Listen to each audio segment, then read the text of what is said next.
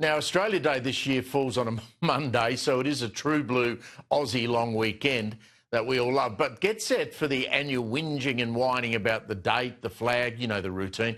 Let's now bring in 2CC host Stephen Tiempo and former Liberal MP Jason Falinski. Thanks for your time. Stephen, to you first. I mean, are you surprised with this poll released from the IPA today that shows young people are for Australia Day on the date of the 26th? And in asking that question, it doesn't surprise me at all. I've got to say I'm a little bit surprised because it tends to be the younger demographic that goes along with all of these left-wing woke ideals. So I'm pleasantly surprised that young people are standing up for our own nation again. Look, it does my head in that the flag changes, as I like to call them, seem to come out earlier and earlier every year and try to find some offence with the date of the 26th of January. Most of them don't actually understand what the 26th of January represents.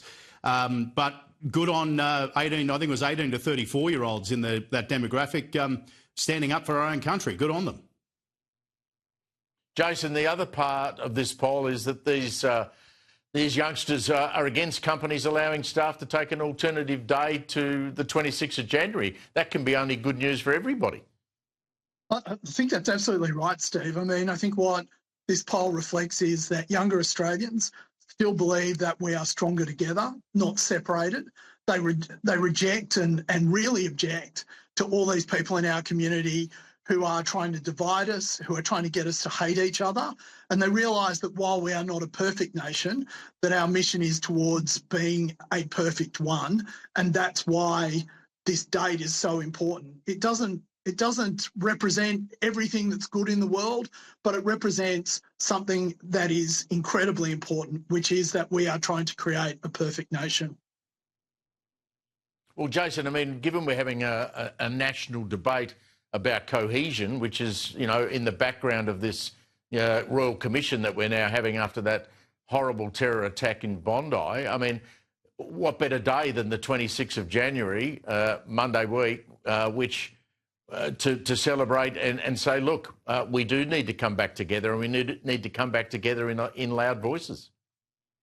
Steve, I couldn't have said it better myself. I mean, that is the one day when we can reaffirm our commitment that we are not a perfect people, but we are committed to creating a perfect nation. And the hate and division that directly led to Bondi comes from all these omni causes. The same people who are protesting the downfall of Maduro and the Venezuelan government are the same people who are protesting or celebrating what happened on October 7 in Israel.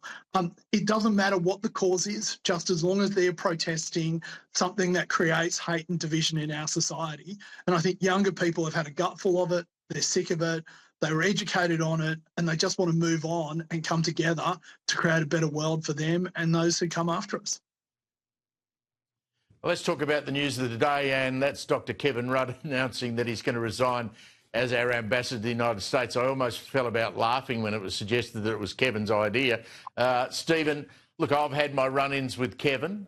He once, and I've written about this so I can talk about it, he once wrote a letter to an editor of mine calling me a gutless coward. So I'm no fan of Kevin's, but he should never have been made ambassador in the first place, should he? No, of course not. But now we need to look at who his replacement's going to be. And the two candidates that seem to be floated are Joel Fitzgibbon and Stephen Conroy. If Stephen Conroy is selected, it'll be just as disastrous as Rudd. And I think Fitzy would probably be the best option, given that he's a former Defence and Agriculture Minister, the two portfolios that we really need help with with regards to our relationship with the United States. And Fitzy's one of those kind of blokes who can get away with everyone. So if they do tap him on the shoulder, I think he'd be a perfect replacement. But you know, they're saying Kevin Rudd's going a year early. Well, I reckon 3 years too late. What about Jason Falinski? He's a good diplomat. We could put him in. We could put him in Washington. Listen, I think anywhere you put me, like you really have run out of names. Here's my tip. If Albo was being really, really Machiavellian, he'd offer it to Josh Frydenberg. I think there would be a number of positive upsides for him to do that. But yeah, you've been thinking long and hard about that today. I wish I'd come up with that. What a fantastic idea! I mean, removes him for 3 years. He's not back in charge of the Liberal Party. He's not standing against Albo at the next election. You see why Jason Falinski was such a good MP, Stephen? That's a really good idea, isn't it? Yeah, I don't think Josh Frydenberg's silly enough to take the position. I think he's got his eye on something else at the moment, so I don't think that's going to be an option. Well, Stephen Conroy's not a bad option because he's a golf fanatic. He plays a pretty good golfer, and maybe that's what you need with Donald Trump. Now, Jason, the Prime Minister announced today a National Day of Mourning after the Bondi terror attack. It will be held next week on Thursday, January 22. Flags flown at half-mast on all Commonwealth buildings around Australia. He says he's been in talks with a rabbi about this.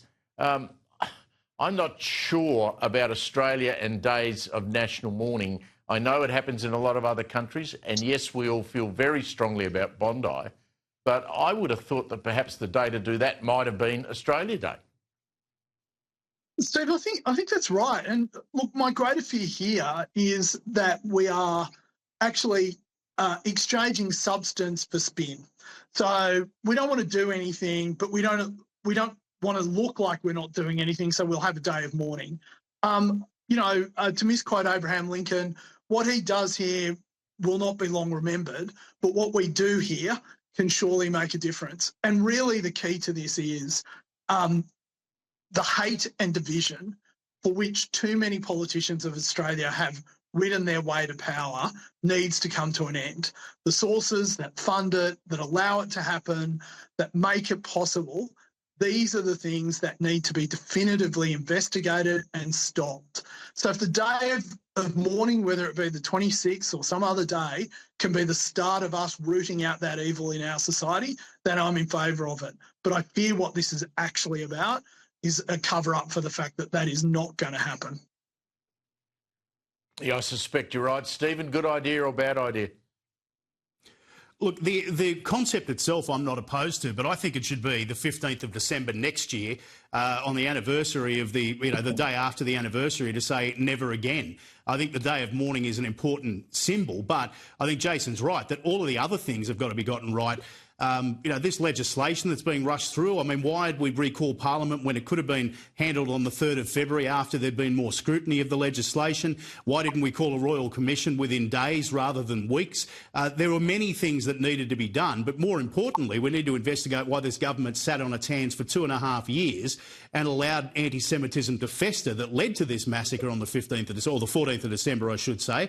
I've got no problem with the day of mourning. But let's make sure that it is a symbol of never forgetting what happened and never letting it happen again. 100%. Jason, Stephen, thank you very much for joining us. Now, coming up after the break, the delusional